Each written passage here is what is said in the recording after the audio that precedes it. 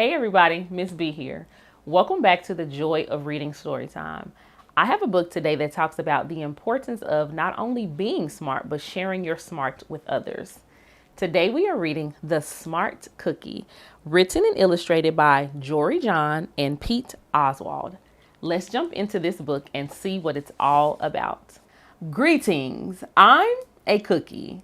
I live in a bakery on a street corner near a river. Come on in. Welcome to our little community. It's a warm and supportive place to spend some time. Pretty fantastic, eh? These days, life is sweet, but my journey wasn't always a cakewalk. When I was younger, I couldn't have imagined fitting in here. For a long time, I didn't feel comfortable speaking up or sharing my ideas. I didn't feel like a smart cookie.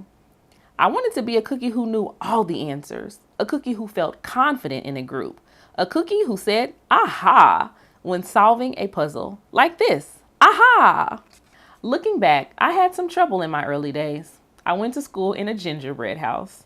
Our teacher, Miss Biscotti, was kind and patient. When I arrived each morning, she'd wave at me and smile. But I didn't get the best grades. And I never raised my hand because I couldn't think of the answers as fast as the others. And I was the last to finish most tests. It wasn't because I didn't care, and it wasn't because I didn't try. Sometimes I'd get distracted and mess up, even though I knew the material. Those were the most frustrating moments of all. Once I misspelled the word dough. That was rough. Another time I added when I meant to subtract. Occasionally we had a lesson where I had absolutely no idea what was happening. I just couldn't keep up. I imagined that my desk was a raft and that I was completely lost at sea, because that's what it felt like. At night, I slept in a cookie jar. I had about 6 dozen roommates. Whew, that's a lot of cookies. I'd stay awake and stare out the window and worry. And it went this way, day after day after day. But then something happened that changed everything. Let's see what happened. It all started with a homework assignment. Miss Biscotti requested our attention one afternoon. Tonight, I would like you to create something completely original, she announced. It can be anything you want. Please bring it to class tomorrow. That was it. There were no further instructions. Miss Biscotti winked at me as I gathered my belongings. I felt like I had a million butterflies in my stomach. Create anything? Something original? Due tomorrow? Go. When I got home, I immediately went to work. At first, I tried a cooking project. The results were half-baked. Next, I tried to hammer and nail something. It splintered immediately. Then I tried making a sculpture. It was a complete bust. I wondered if I was about to fail yet another assignment. I was stuck. I stared out the window and watched the rain hit the river. There was something mesmerizing about the water, how it moved in such a chaotic way, swirling around and around, yet ultimately figuring out exactly where it needed to go. Aha! Suddenly, I had an idea. I decided to write something original, a poem. I came up with the title based on how I'd been feeling, my crummy days. After that, the rest of it seemed to fall into place. I wrote and I wrote. I lost track of time.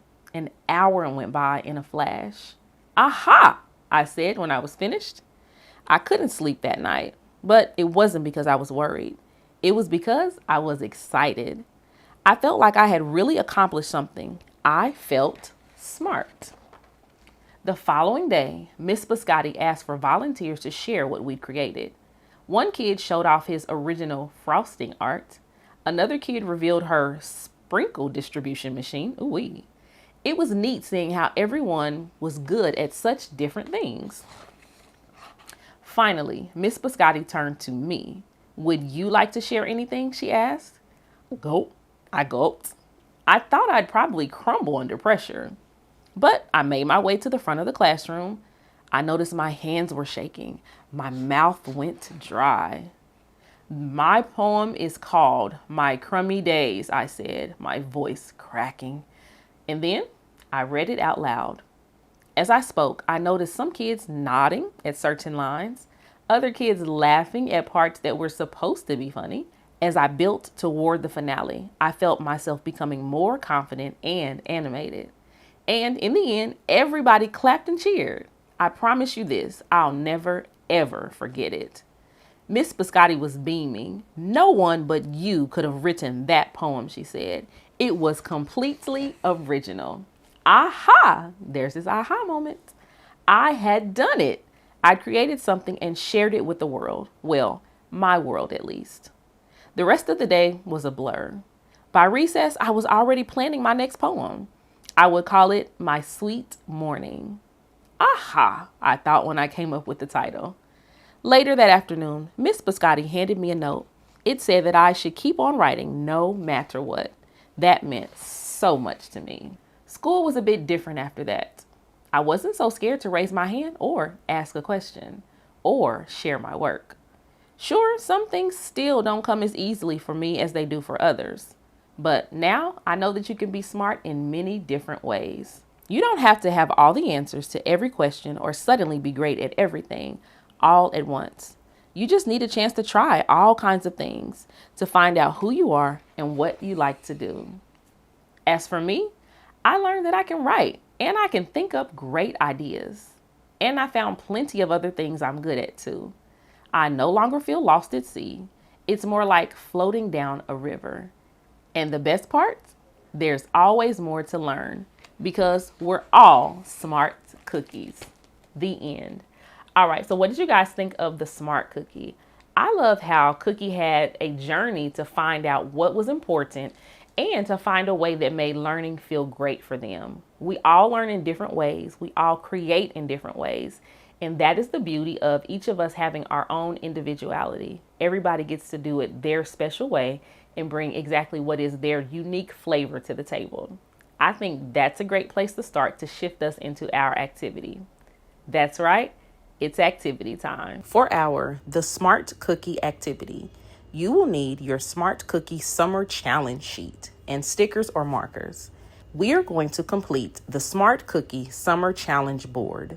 Just because school is out doesn't mean we have to stop learning and having fun while doing so. Grab your friends and family and let's get started. Print off or take a screenshot of the Summer Challenge sheet and pick an activity to complete as your schedule allows. Mark off each activity as you complete it. Here are some ideas to get you started. Join in every week for the joy of reading story time and complete each activity. Try a new recipe. Visit a new park. Do a science experiment. Learn a new word and use it often. Come up with some smart cookie challenges of your own to keep you sharp this summer. Now it's time to say goodbye. See you later, alligator. Bye-bye, dragonfly. Take care, polar bear. Gotta go, buffalo. Good wishes, little fishes.